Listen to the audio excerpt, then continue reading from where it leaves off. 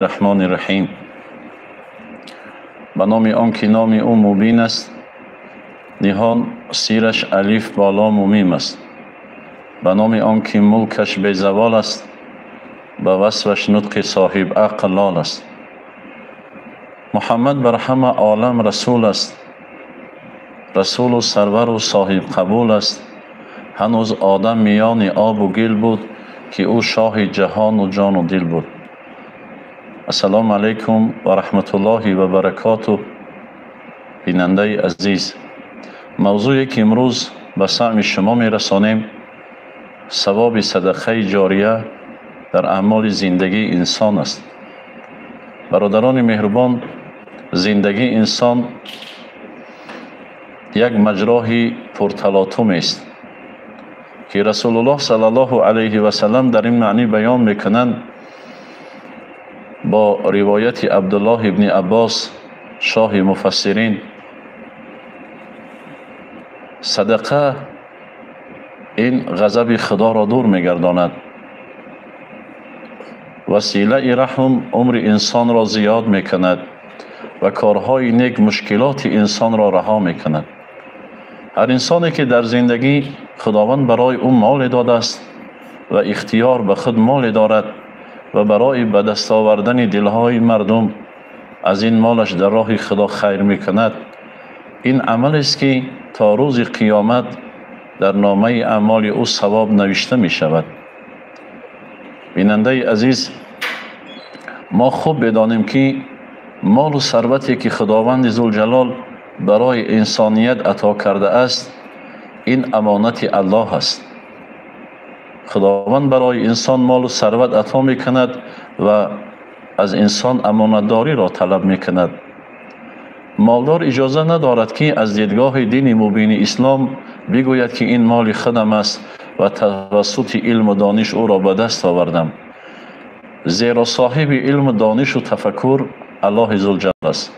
صاحب مال و دارایی هم پروردگار است. بزرگ میفرماید آن کس که توانگرت نمیگرداند، او مصلحتی تو ز تو بهتر داند.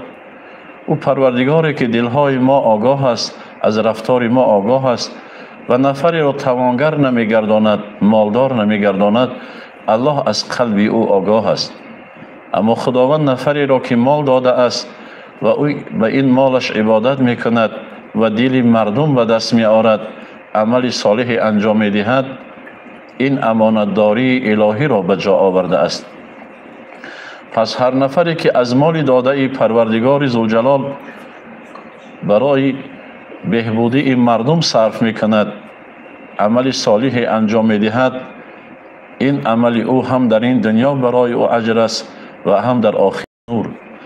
رسول الله صلی الله علیه و سلم بیان میکنند چون انسان بمیرد همه عمل او قطع میگردد مگر سه چیز: صدقه جاریه، علمی که از آن به دیگران تعلیم داده است و دیگران از او استفاده میبرند، و فرزند صالحی که به پدر و مادرش دعا میکند. برادران مهربان، صدقه جاریه آباد کردن مکتب و راه، صدقه جاریه آباد کردن محل و مکان زندگی انسان، صدقه جاریه تربیت نمودن فرزندان صالح برای آینده این ملت است. هر لحظه از خود بپرس اگر تو مردی که امروز چی خدمتی به مردم کردی. امروز خداوند برای ما دوران جوانی، مالداری، حیات و تن تنج و آرام را نصیب گردانید و در برابر او اختیار مالی را به دست ما داد. اگر من و شما با مالمان عبادت کنیم و دل به دست بیاریم، درهای رحمت را خداوند برای خاندان من و شما باز میگرداند. علما بیان میکنند که حکمت صدقه جاریه در چند نقطه شرح داده شده است. یکی دوامناکی ثواب و اجر. وقتی انسان صدقه جاریه انجام میدهد، اجر و ثواب او تا یوم قیامت در نامه اعمال او با طبقهای نور میرسد. سعدی یا مردی نکونام نمیرد هرگز، مرده آن است که نامش به نکویی نبرد.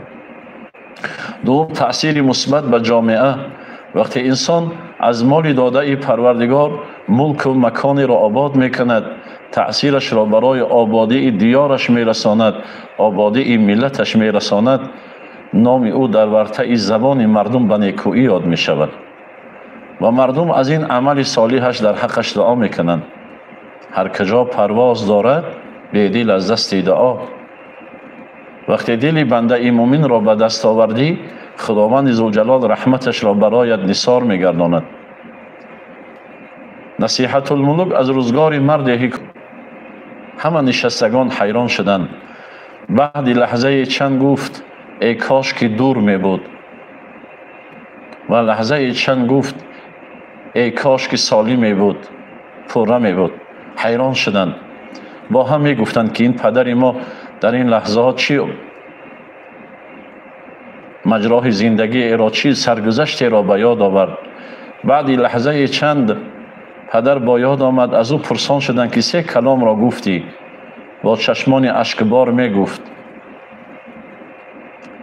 اعمالم را پیش نظرم پروردگار ذوالجلال گذرانید و برایم جامه های جنت را نشان دادند و گفتم این را با عوض کدام عمل خیرم برایم هدیه میکنند. گفت آیا نمیدانی که شب هوای سرد بود و در راه میرفتی، مرد ناداری از بی‌لباسی در خنکی سرد میلرزید، تو دلت سوخت و جامه کهنه اد را به او پوشانیدی و اون مرد دعا کرد و خداوند مهربان این جامه جنت را برای تو نصیب گردانید. گفت بعد لحظه برایم قصر را نشان دادند. سوال کردم که این از کدام عملم برایم صاحب شد. گفت روز به عبادتگاه می رفتی، به مسجد می رفتی، مرد نورانی را دیدی که قدرت راه رفتن نداشت و او را پشتاره کردی و به مسجد بردی، این در عوض این عمل خیرت است. گفت بیان کردم ای کاش که راه مسجد دور می بود. گفت دیگر این که طعام جنت را برایم پیشنهاد نمودند که روز ای بنده از این می نوشی، از این آب جنت می نوشی، از این بحرهای جنت تناول میکنی و می نوشی. گفتم این به کدام عمل صالح هم خداوند برایم هدیه کرد. گفت هاتف صدا داد آیا می دانی که روز در سفر بودی و همراهت یک نان صحتی داشتی و یک برده در همراه او، یک سگ فرزندار گریه کنان با صدای حیوانیش به نزد تو آمد و از گرسنگی ناله میکرد. گفت دلت به حال او سوخت و آن پاره این نان را به پیش آن سگ پرتافتی و او گرفت و شادی کنان رفت جانب فرزندانش. گفت دعای او تو را به طعام جنت نصیب کنید. برادران مهربان، دل به دست آور که حج اکبر از هزاران کعبه یک دل بهتر است. کعبه بنیاد خلیل آذر است، دل نظرگاه جلیل اکبر است. وقتی ما و شما در زندگی خداوند برای من و شما مالی را عطا کرده است، اختیاری مالی را عطا کرده است و اون مال را در راه خدا برای به دست آوردن دلهای مردم، آباد کردن موضع و زندگی این مردم صرف میکنیم، پروردگار ذوالجلال اجر او را برای ما در آخرت نصیب میگرداند. خداوند ذوالجلال در قرآن بیان میکند و ما تفعل من خیر فإن الله به علیم. پروردگار ذوالجلال بیان میکنند که هر کاری نیکی که انجام دهید خداوند از اون آگاه است. پروردگار ذوالجلال از تمام کردار من و شما آگاه است. چی نقشه های در دل میکشیم الله از دلهای ما آگاه است. وقتی بنده به خاطر نیکی کردن صدقه جاریه انجام میدهد، دهه را آب میکشد، راه را بنیاد میکند، مکتب را برای تعلیمات مردم میسازد، تا زمانی که خوانندگان در این مکتب تعلیم میگیرند و مردم از این چشمه ها می نوشند و مسلمانان از این راه میگذرند، برای او خیر و برکت در نامه اعمالش نوشته میگردد.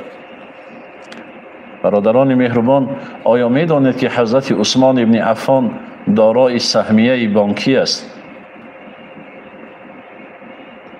از روزگار او بیان میکنند که زمان حضرت عثمان ابن عفان رضی الله عنه در مدینه منوره حیا داشتند همراه رسول الله صلی الله علیه و سلم مردم مدینه منوره به آب آشامیدنی احتیاج داشتند. یک چشمه ای بود با نام چاهی بود با نام چاه روما که صاحب او یک مرد یهودی بود و با مردم از آن جمله با مسلمانان آب را بسیار گران می فروخت. حضرت عثمان بن عفان برای خریداری این چاه روما به نزد این مرد یهودی آمد و او را مبلغ پیشنهاد کرد. این مرد یهودی گفت من با همسرم مشورت کنم. وقتی خاندانش آمد گفت میدانی که حضرت عثمان بن عفان یکی از مردان مالدار است و که از یاران محبوب محمد صلی الله علیه و سلم چاه ما را خریداری آمده است. همسرش گفت بیا یک روز چاه را می فروشیم به حضرت عثمان بن عفان که او صاحبش باشد، روز دیگر ما صاحبش شویم. آمد این مشورت همسرش را با حضرت عثمان بن عفان رسانید. حضرت راضی شدند و آب چاه را یک روز مالکش حضرت عثمان بن عفان رضی الله عنه بودند و روز دیگر این مرد یهودی. اما زمان نوبت حضرت عثمان بن عفان رضی الله عنه می شد، این آب چاه را رایگان برای مسلمانان و برای باشندگان مدینه منوره می دادند. این مرد یهودی دید که در روز نوبتش دیگر کسی برای خریداری آب نمی آید. عاقبت مالش کساد شد. آمد پیشنهاد کرد به حضرت عثمان بن عفان که این چاه من را پوره خریداری کن. این چاه را از مرد یهودی خریداری کرد و در راه خدا همچون صدقه جاریه بخشید و در گرد آب چاه درختان خرمای شنانید. امروز 14 عصر از بین رفته است، اما درآمد درختان خرمای گرد آب چاه حضرت عثمان بن عفان یک قسمت او برای بیچاره و بینوا و یتیمان داده می شود و قسمت دیگرش در وزارت کشاورزی سعودی همچون سهمیه حضرت عثمان بن عفان گذاشته می شود. پیامبر خدا صلی الله علیه و سلم در پایان این قصه بیان میکنند که هر پیغمبر رفیقی دارد و رفیق همراه من در بهشت حضرت عثمان بن عفان است. دوستای مهربان، وقتی من و شما دل یتیمی را به دست میاریم، دل بیچاره را به دست میاریم، مکانی را میبینیم که آب نوشیدنی دارد، برای شادگردانیدن روح پدر و مادر خویش برای مردم آبیاری میکنیم، راه بنیاد میکنیم، روح پدر و مادر از ما شاد میگردد. یا سر یتیمی را سیله میکنیم و او را تربیت میکنیم. رسول الله صلی الله علیه و سلم گفتند انسانی که سر یتیمی را سیله کند، هر مقدار مویی که در زیر دست این مردی دارا در سر یتیم به دست او میخرد، خداوند برای او اجر میدهد. یکی از معجزات پیامبر صلی الله علیه و سلم این بود که وقتی سری کسی را سیله میکردند، از سر او بوی مشک عنبر می آمد. حضرت میگویند پدر مرده را سایه بر سر فکن، پدر مرده را سایه بر سر فکن، غبار افشان و خارش بکن، چوبین یتیم سرافکنده پیش، مزن بوسه بر روحی فرزند خویش. اگر ای جوان مردی عزیز خداوند برایت مال عطا کرد و امروز برای فرزندت بهترین لباس شاید خریداری میکنی که در بیستان تعلیم بگیرد، لباس او فرقی داشته باشد، آیا برایت سوال بگذار در برابر فرزندت یتیمی را در خانه تربیت کردی؟ آیا او را به بازار بردی؟ آیا برای مادر پیره، برای یتیمی که محتاج نوازش است اما پروردگار پدری او را از بین را برده است، از این دنیا برده است، آیا او را پدری کردی؟ آیا سیله او را، دل او را به دست آوردی؟ حضرت بیان میکنند یتیم ور بگیرید کی نازش خرد، اگر خشم گیرد کی بارش برد. الا تا نگیرید که عرشی عظیم، بلرزد همه چون بگیرید یتیم. از گریه یتیم عرش پروردگار به لرزه می آید. ای جوانمرد بدان، به رحمت بکن آبش از دیده پاک، به شفقت بیفشانش از چهره خاک. اگر سایه برفت از سرش، تو در سایه خویش پرورش. حضرت بیان میکنند اگر ای برادر خداوند مهربان یتیمی را بی پدر گردانید، اگر او را تو در سایه تربیت نمودی، رحمت خدا را به دست آوردی. دلی بنده مومن عرش خداست. رسول الله صلی الله علیه و سلم بیان میکنند بهترین صدقه جاریه این راضی گردانیدن پدر و مادر است، راضی گردانیدن روح پدر و مادر است. پس برادرای مهربان، هر نفری که روح پدر و مادر را با عمل شایسته شاد میگرداند، خداوند ذوالجلال دل او را به دست می آورد.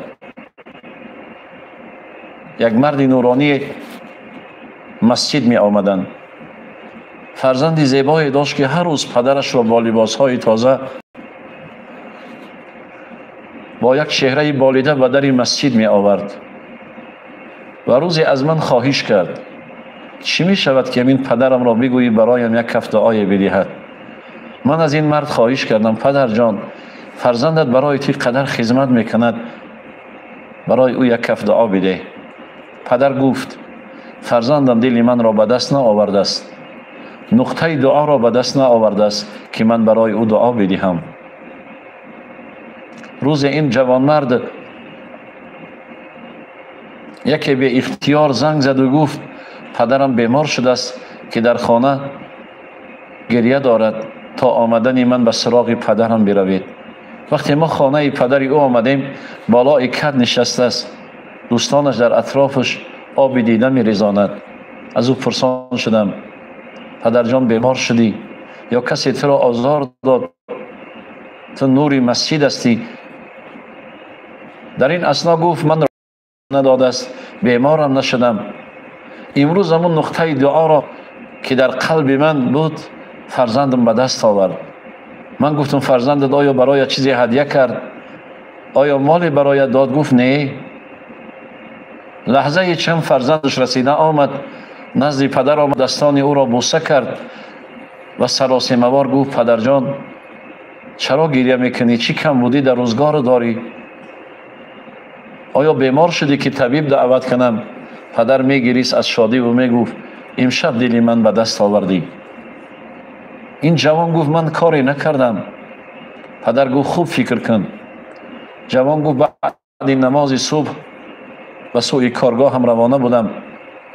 در پایان دیه رسیدم، صدای گریه مادر به گوشم رسید که مردم زیاد میگذشتند اما به این صدا اهمیت نمیدادند.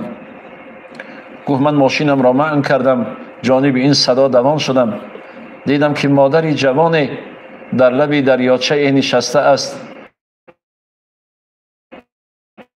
و دست و موی خیش را میکند و فریاد میزند. پرسان شدم چرا گریه میکنی؟ چی حادثه روی داد؟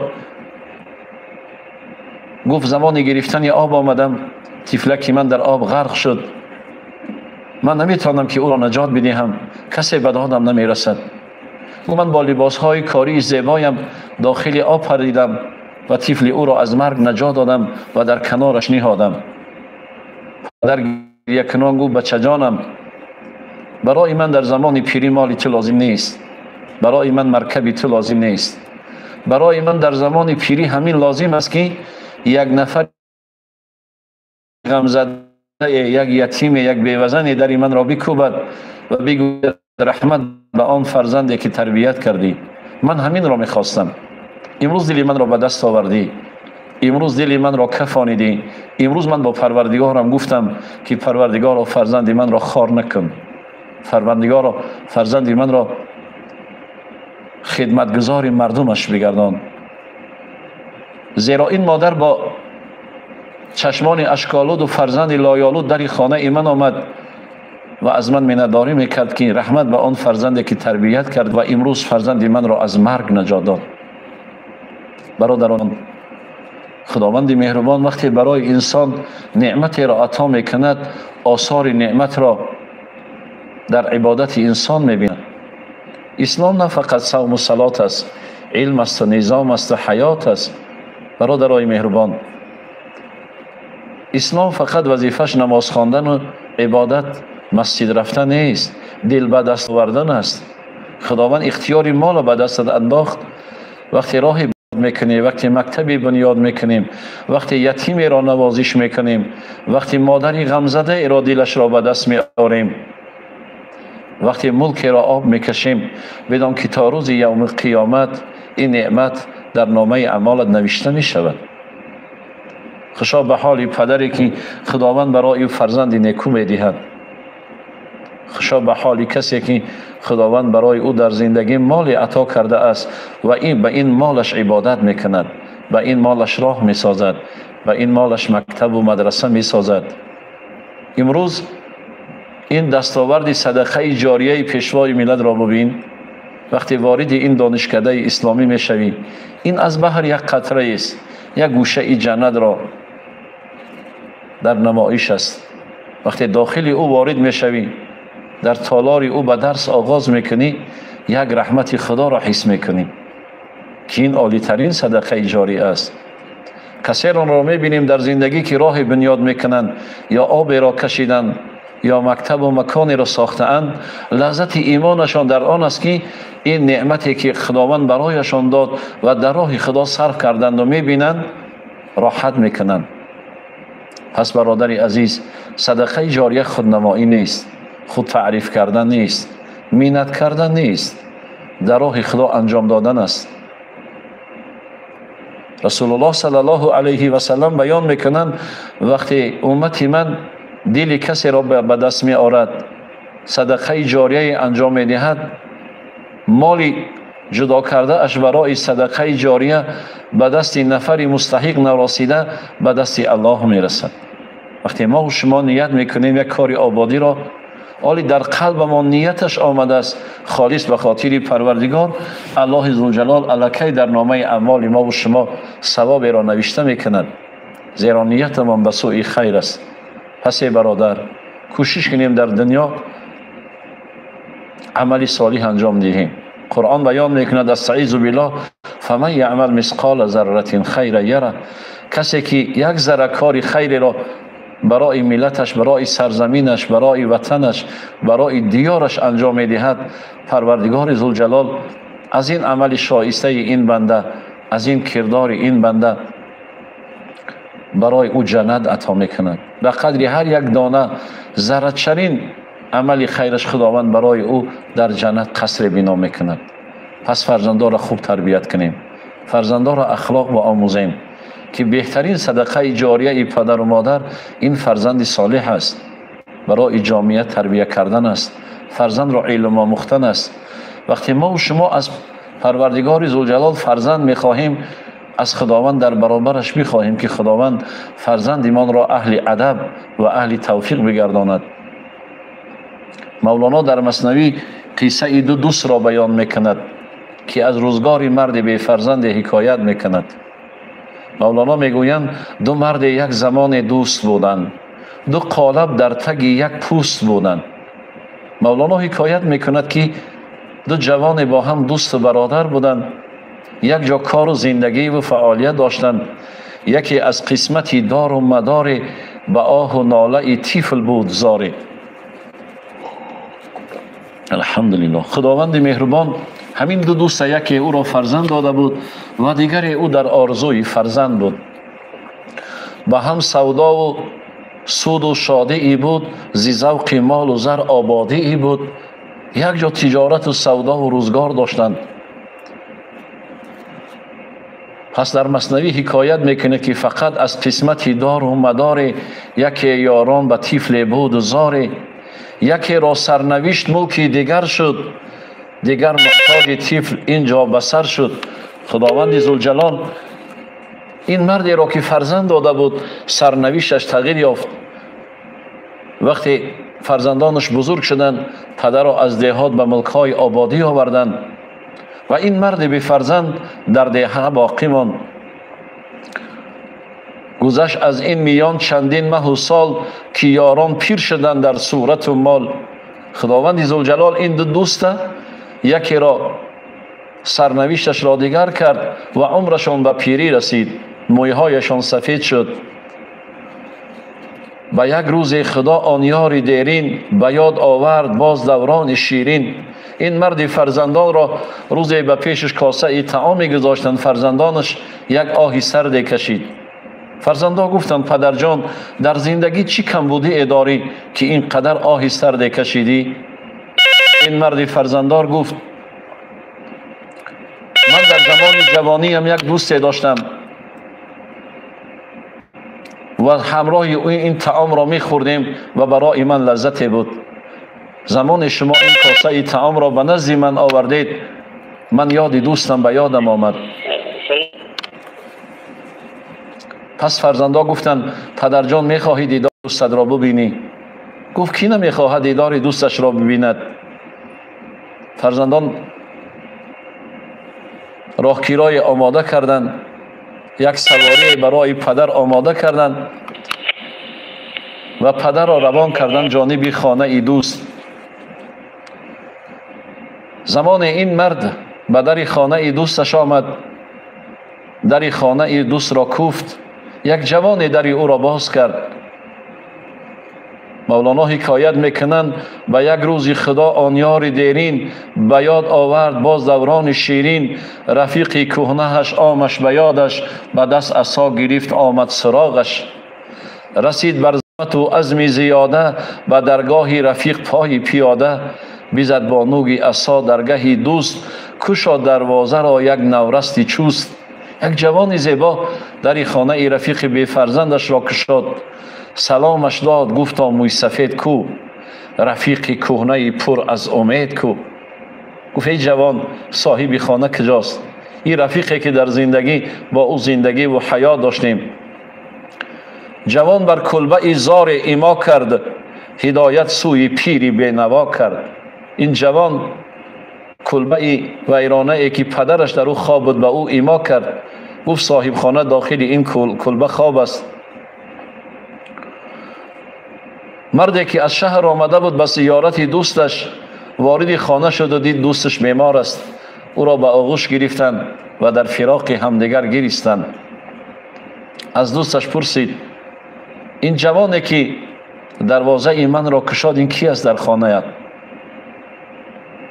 از دوستش سوال کرد. بگفتا این جوانی درگاهت کیست؟ تو را خدمتگزار است نام او چیست؟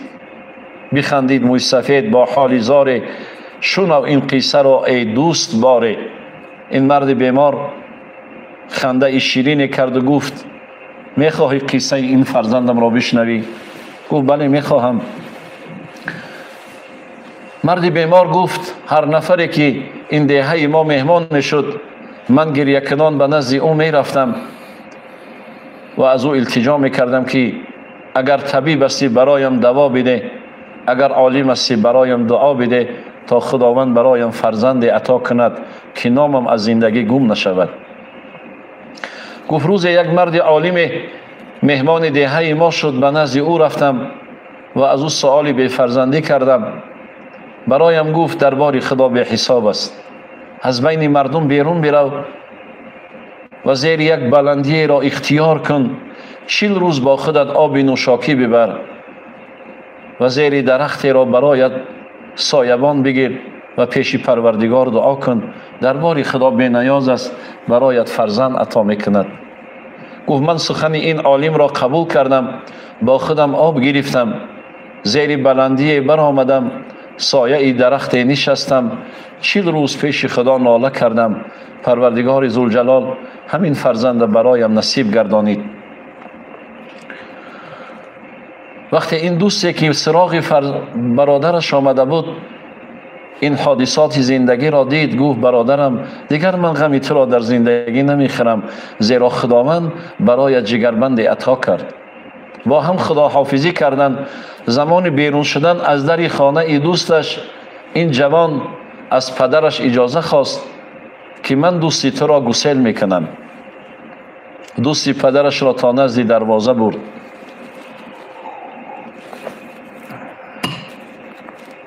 و جانب دوستی پدرش گفت: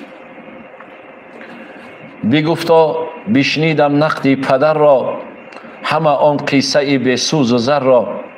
نفهمیدم کجا خود آن درخت، روم زیرش زنم یک آهی سرده.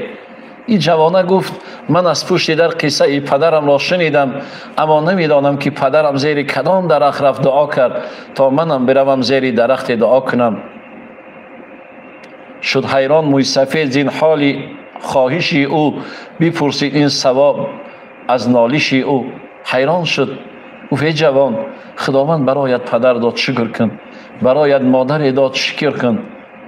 خدمت اینها را بجا بیار. نفرانی هستند در آرزوی پدرند، نفرانی هستند در آرزوی مادرند، اما الله برای تو این درهای جنت را عطا کرد. خدمت اینها را بجا بیار. تو درخت را چیکار میکنی؟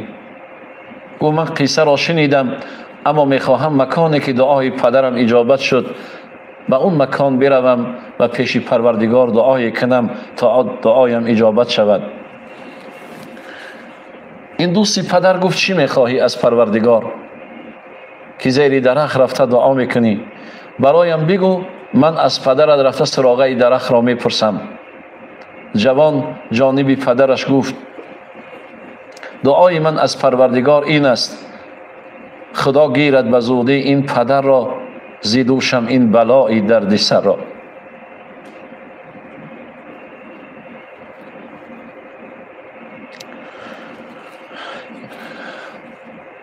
گفت: من از پروردگار ذوالجلال دعا میکنم که پروردگار همین پدر پیری مرا بگیره که از نگاه و بینش بیزار شدم. این بیوفایی دنیا را ببین. مولانا میگویند: ببین این امر و تضاد زندگی را، چنین ناآدمی و بندگی را. زمان با هزاران وای و مناجات، همین نسل کثافت را خدا داد. برادرای عزیز، از پروردگار فرزندی نیک طلب کنیم. فرزندی که اهل اخلاق باشد، فرزندی که اهل ادب باشد. کنون خواه از درگاه الهی، پدر میرد همین شب تا پگاهی. گفت: دعای این جوان ناشکر را ببین، دعا میکند که همین شب خداوند پدر ما بگیرد که جانم خلاص شود. در پایان مولانا بیان میکنند: خدایا لحظه پیری نگهدار، مساز از خویش و پیوندان بیزار. خدایا در زندگی هیچ پدر و مادر محتاج فرزندی نامرد نکنند. البته فرزند صدقه جاریه است برای پدر و مادری با وفا که بعد سر او در حق او دعا میکند، بعد سر او برای روح پدرش شاد کردانیدن راهی را بنیاد میکند که مردم میگویند خدا پدرت رحمت کند. یا آبی را میکشد برای دهه‌ای که آب ندارد و میگویند که این چاه فرزند فلانی است، و هر قطره آبی که از اون چاه بیرون میشود و مردم از او تناول میکنند برای پدرش یک رحمت است. پس ای جوانمرد، ای هموطن، اگر میخواهی خداوند ذوالجلال در برابر عبادت، در برابر زندگیت پروردگار برایت اجر و ثواب عطا کند و پدر و مادرت در این دنیا از تو راضی باشند و در آخرت هم پروردگار ذوالجلال مقام پدر و مادری تو را جنت الفردوس بگرداند، صدقه جاریه انجام بده. دل به دست آور که عاقبت زندگی به پایان میرسد، جوانی میگذرد، مالداری میگذرد. حضرت شیخ سعدی بیان میکنند: غره مشو بدین گل و بستان روزگار، باد خزان به گل و بستانت وزیده نیست. ای برادر، ما غره دنیا نشویم، غره مال دنیا نشویم، غره مال و مقام دنیا نشویم. اگر امروز به این مالمون، به این داراییمون دل به دست نآوردیم، ملکی را آباد نکردیم، فقط نفس زندگی و دنیا گفتیم، روز پروردگار ذوالجلال یک باد خزانی را می آورد که مال از بین می رود. ای دل مکن گناه که به تحقیق مردنی است، اعمال نیکم که قیامت رسیدنی است. ای برادری عزیز، بیا عمل نیک انجام بدهیم، بیای دل به دست بیاوریم که روز عمر به پایان می رسد، روز نفس زندگی تمام می شود، روز حیات من و شما به پایان می رسد، پس افسوس می خوریم. این زندگی غنیمت است، این حیات غنیمت است، این نفس روزگار غنیمت است. گر به دستی خود دهی خرمایی تر، به که بعد از تو دهند خیرواری زر. امروز اگر به دستی خودت مالی در اختیار داری برادری عزیز، به مالی که الله و مسئولیتش را به دوش تو داده است، به او دل به دست می آری، به او ملک آباد میکنی، این برایت بهترین دستمایه زندگی است. امروز زمان این جوانمردان غیور ملت را میبینیم، آینه نیلگون که در دورترین دهه ها راه ها را آباد میکنند، آبها را برای نوشیدن مردم میآورند، مکتب های زیبا برای تعلیم تربیه فرزندان این ملت انجام میدهند. اینها بهترین دستاویز زندگی اشان است. این برای ما و شما یک الگوی زندگی است. پس برادر مهربان، وقتی من و شما این نعمت داده خدا را در راه خودش صرف میکنیم، میبینیم از جوانمردی ای جوانمردان، در دعای خیر ایشان را فراموش نکنیم. این جوانمردی و جوانستیزی مردمی که جوانمردی را آموختند از روزگار پیشوای ملت میتواندید که با دعای مادری قامت خشته این ملت به این آبادی و به این گلگل شکوفی رسید. پس برادرم، ما هیچ، زمانه هیچ، دنیا همه هیچ. ای هیچ زی بحر هیچ، بر هیچ مپیچ، دانی که زی آدمی چی میماند و بس، مهر است و محبت است و باقی همه هیچ. اگر ما با مردممون مهر داریم، با وطنمون مهر داریم، با دستاوردهای این ملت مهر داریم، اگر در راه خدا صرف نمودی، خداوند برای تو جنت را نصیب میگرداند. برادری عزیزم، زندگی دوام دارد، حیات ادامه دارد و خداوند ذوالجلال برای انسان نیکوکار قبر را روضه جنت میگرداند. اون نفرانی که در زندگی ملک آباد کردند، مکتب ساختند، راهی را بنیاد کردند، امروز اگر چندی در قید حیات نباشند، نامشان از ورد زبان مردم دور نیست، او را به نیکویی یاد میکنند. پس بیایید دوستان مهربان نیکوکار باشیم. بیایید از مالی که خداوند برایم نصیب گردانید، برای برادرمان، برای دوستمان، برای وطنمان، برای سرزمینمان صرف کنیم. خداوند مهربان در برابر یک عمل خیری که انجام میدهی، خداوند برایت 100 عطا میکند.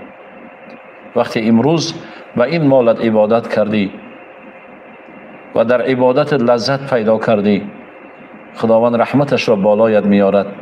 پس بیننده عزیز، مراد من نصیحت بود و گفتم.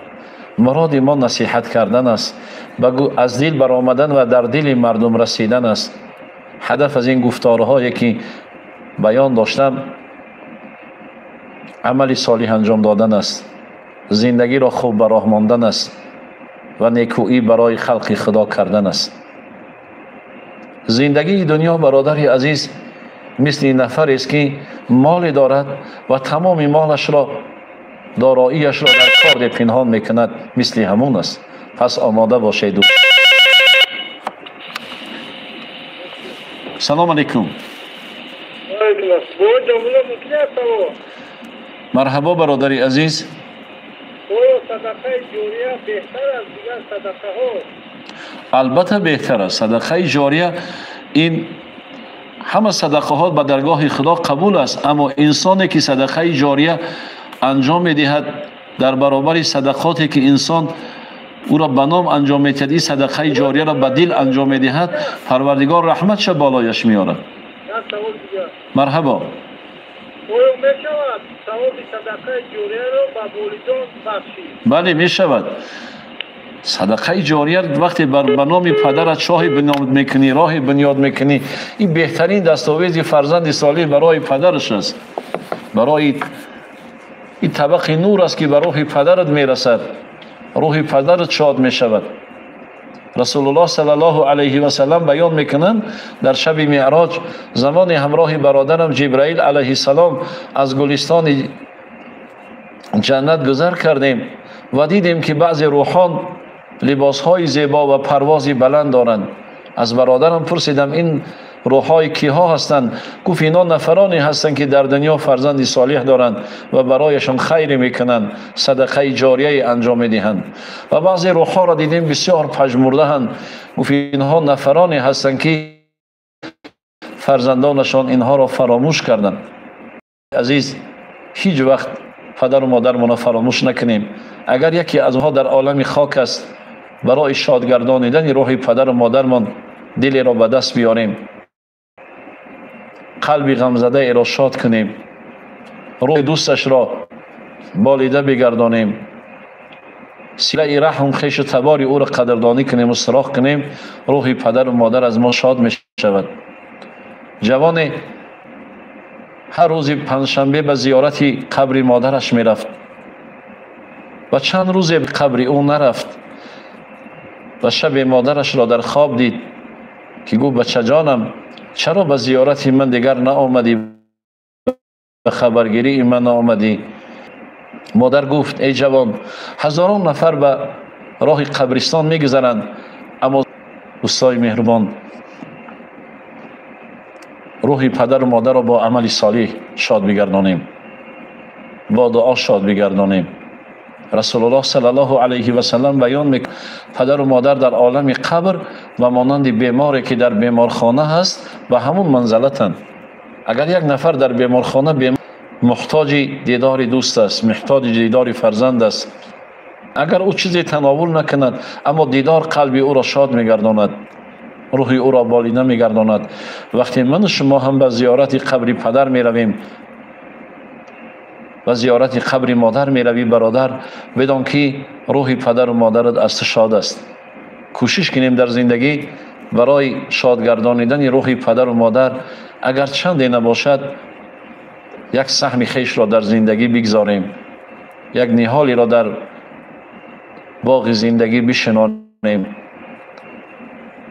برای آبادی یک راه و یک مکتب و یک مکان و برای تعلیم گرفتن یک یتیم یک کتاب هدیه کنیم، یک قلم هدیه کنیم.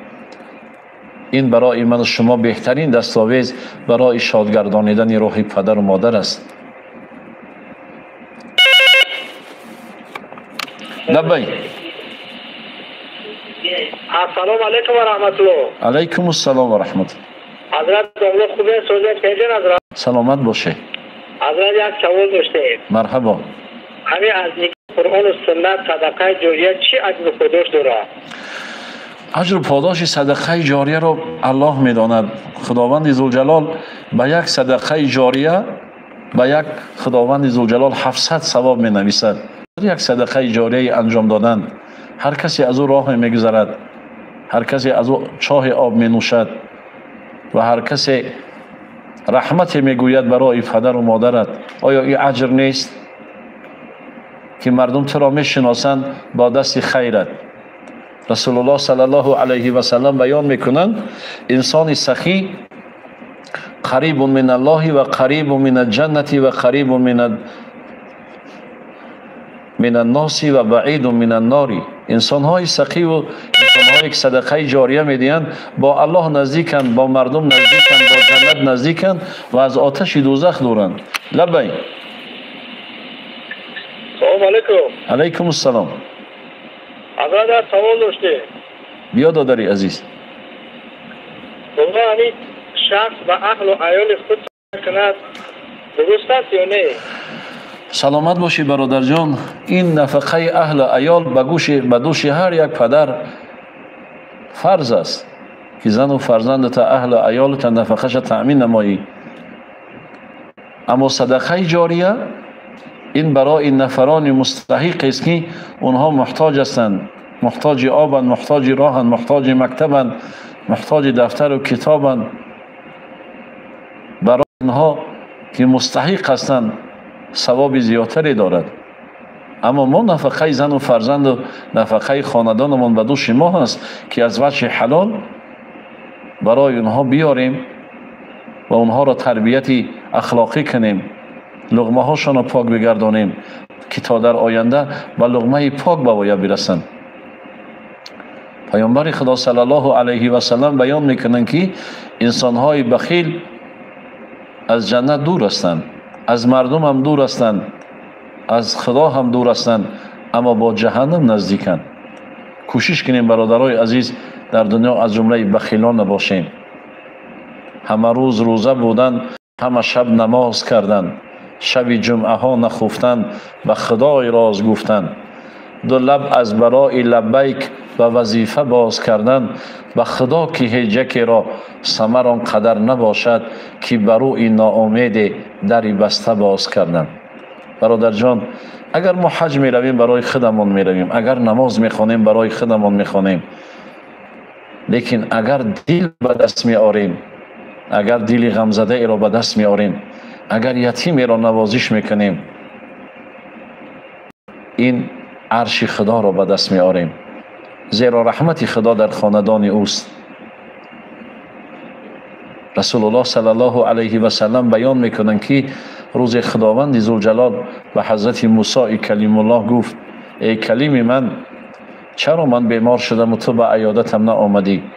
حضرت موسی کلیم الله گفت: ای خداوند ذوالجلال، تو ذاتی هستی که بیمار نمیشوی، تو صاحب شفا هستی.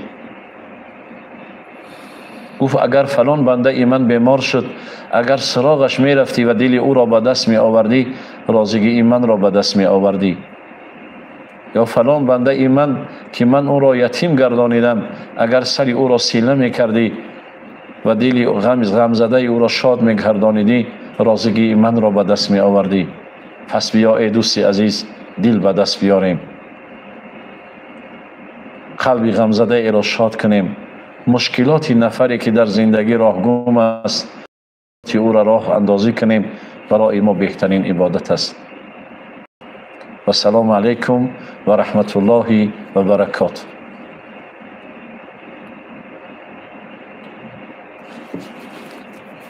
یک ساعت